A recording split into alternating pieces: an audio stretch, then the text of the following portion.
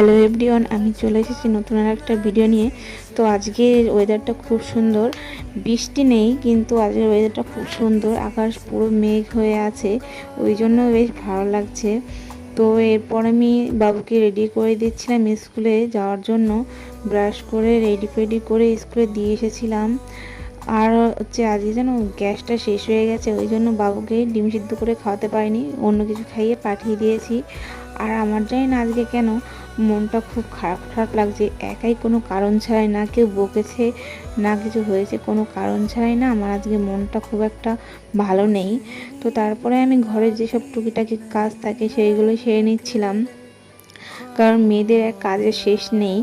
আর আমার না সকালবেলা খুব একটা রান্না করতে হয় না রোজ দিন, আমার সকালটা আমার শাশুড়ি রান্না করে, ওই জন্যই আমি একটু রেস্ট পাই সকালবেলাটা।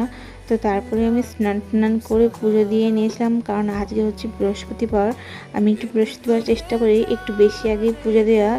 তো যাই হোক, স্নান টান করে পুজো দিয়ে নিয়েছিলাম, তারপরে গেছিলাম বাবুকে আনতে স্কুলে।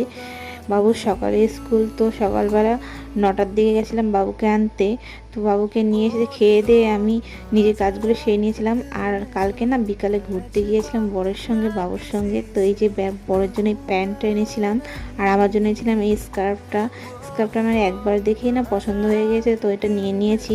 তো তোমরা দেখো কেমন লাগছে আর বলো হ্যাঁ কেমন লাগছে, আমার তো খুব পছন্দ হয়েছিল, ওই জন্য নিয়ে নিয়েছি।